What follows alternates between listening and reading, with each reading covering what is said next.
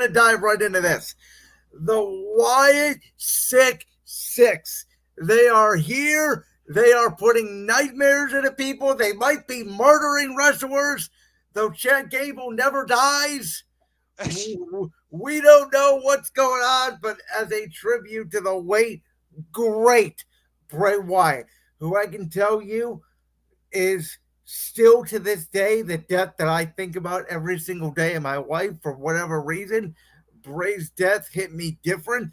It impacts me on a day to day basis. I freaking love that man.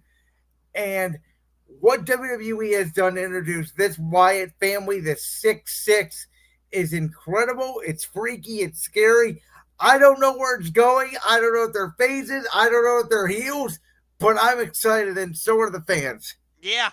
Um, we know who the different members are. It's Bo Dallas's Uncle Howdy. You got Eric Rowan as Rambling Rabbit. You got what's her name? Nikki Cross as Sister Abigail. I think it's Dexter Loomis. That's Mercy the Buzzard, and Joe Gacy as Huskus the Pig. Correct. And I would imagine Alexa Bliss is going to get involved in this at some point. It would make too much sense for her not to. I agree, though. I like the speculation that some people have said on the internet. And again, the internet is often wrong, but I do like what the internet pointed out here. Is there a scenario where the Wyatt Six is those five members, but the sixth member is Bray himself as his legacy, that he's always with them? You could definitely do that. I would definitely be on board with that if you want to. I personally, I think it would be better if Alexa Bliss is part of it because she was with Bray. That way, you have two people who were directly worked with Bray in Bo Dallas and Alexa Bliss. But again, if you want to have the sixth member be Bray Wyatt's legacy, I'm cool with that. It does seem like they're targeting Chad Gable, so I'm very interested to see where that goes. Especially because you had everything on Raw where Chad Gable is basically trying to say, I'm sorry, like, I didn't mean any of the bad stuff I did to you guys, and he's trying to weasel his way back into the Alpha Academy, which has me very interested. Actually, I'll tell you this whole Chad Gable stuff for me, is one of the best stories in WWE right now. Oh, I think Raw has a lot of good stories going forward. There's about 4 or 5 stories, and the one thing that I have said over the last couple of weeks, and we haven't talked about wrestling for a while here on this show, but I feel like, and Triple H kind of said it yesterday on the Pat McAfee show, watching WWE right now is like watching a wide movie. Watching Raw is seriously like watching a movie happen in real time. So, but I don't have a lot of comment otherwise on the whole Wyatt Six, just because I've never really liked the whole creepy, spooky stuff. Although I loved what Bray Wyatt did with the Fiend. In my opinion, the Fiend was his best character work. And I actually agree with you wholeheartedly on that. I know a lot of people have a deep connection with the Swamp Wyatt, and obviously the original iteration of the Wyatts with him and Eric Rowan and the late great Brody Lee, Luke Harper. But for me, the Fiend, and I dressed up for him as Halloween this past Halloween. All time character. Yes. The way he would just manipulate you, like my favorite part of the Fiend was after you did a story with him, you went back to an old version of yourself.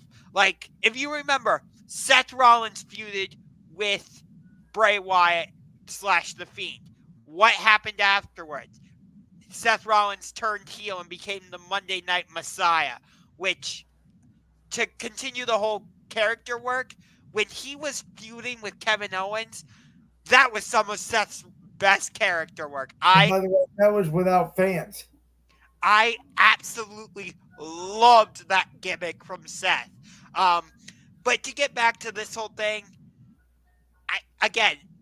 I need to see a little bit more from it. I can't have a definitive opinion one way or the other. You know what? I am just gonna let it play out. Same. Um, and I think that what we've seen under this regime, which obviously we have not seen under the old regime, is this regime has a plan. It's slow build, it's storytelling, it's long build. Everything has a short term plan, a long term plan, and a long term plan. Yeah.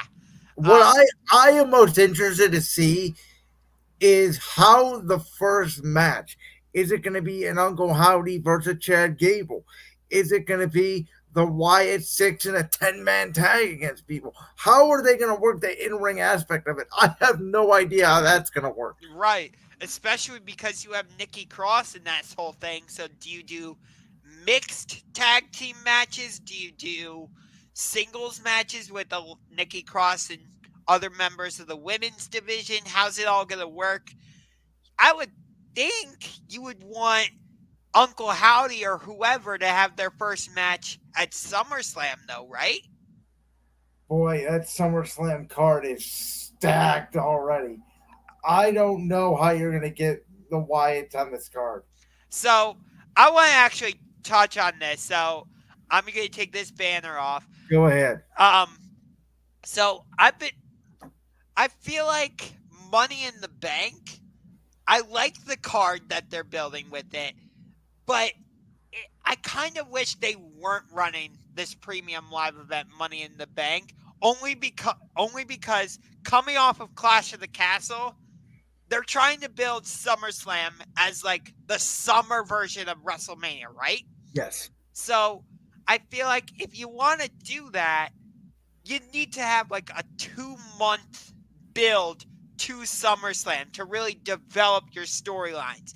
I get that they have the long term story with Drew McIntyre and CM Punk. So I'm giving WWE all the credit for that. But like at the same time, I want to get invested in some of the other matches that we're going to get at SummerSlam. And I just feel like if you try to build them in a 3 week period or whatever, you're not going to get that same desire, if you know what I mean. I'll push back a little bit because a lot of the matches that are on Money in the Bank are not going to be SummerSlam. Some of them will be, but some of them are not going to be. You know, LA Knight and Logan Paul. Presumably, one of them is going to be in the Money in the Bank briefcase, but that's got nothing to do with their SummerSlam match unless somebody interferes. You know, that feud's been going on forever. They haven't even had a one-on-one encounter yet. They're going to be in a Money in the Bank qualifying match on Friday.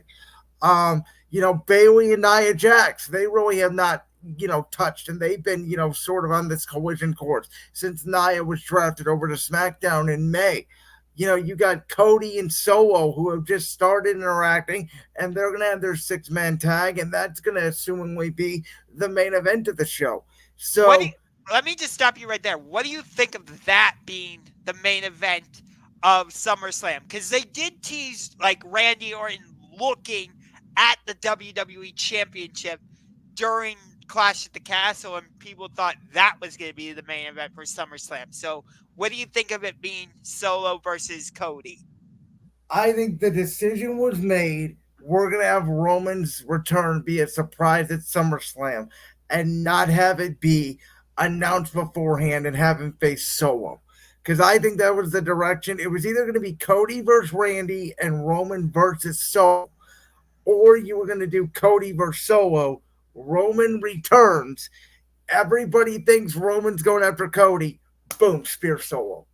Massive pop from the crowd at First Energy Stadium. We get the new bloodline versus the OG bloodline as Reigns tries to recruit back Jey Uso, Jimmy Uso, maybe even Sami Zayn, and potentially even the WWE champion himself, Cody Rhodes, for a War Games match against Solo and his new bloodline, and maybe even hell, the final boss.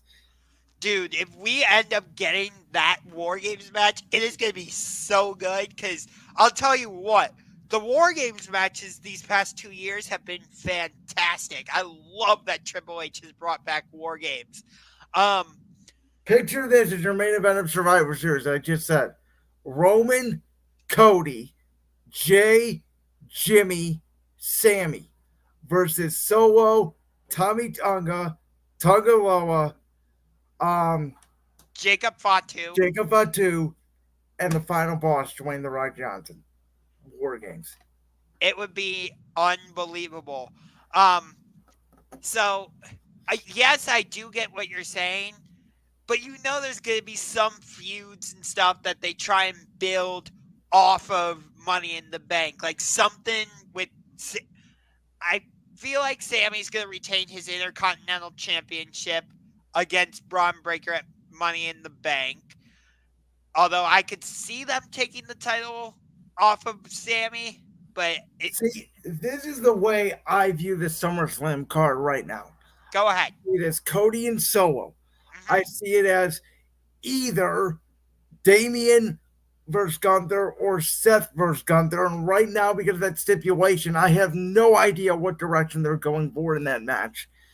It's, between Priest and Rollins, who wins at Money in the Bank. So that's your world title match. I see Bayley and Nia Jax for the Women's Championship. I think Liv Morgan will have a Women's World Championship match against maybe a returning Rhea Ripley or somebody. She will be involved in some Judgment Day nature of some sort. That will be your fourth match on the card. LA Knight, Logan Paul will have their match. CM Punk and Drew McIntyre will have their match. So that's 6 matches right there that I think you can already bank in. I think you're also going to get DIY versus whatever the Austin Theory and Grayson Waller is. So I could actually see that on the SmackDown before. And the reason I say that is because I think you could get a Miz and R-Truth, in a rematch for the World Tag Team titles, to get Miz on the SummerSlam card, considering the fact that he, to me, is seen as a bigger hometown guy than Gargano, and Gargano's on SmackDown anyway. And I don't think they're going to want to have 2 tag team title matches. So that's 7. So you got 1 match left. And, could it be for the Wyatts? Could it be for Sammy? Like, I don't see I could see a scenario where, if they only want to go 7, 8 matches deep, there is not enough room on this card for a lot of the people that we like. The card is stacked already. Or how about this?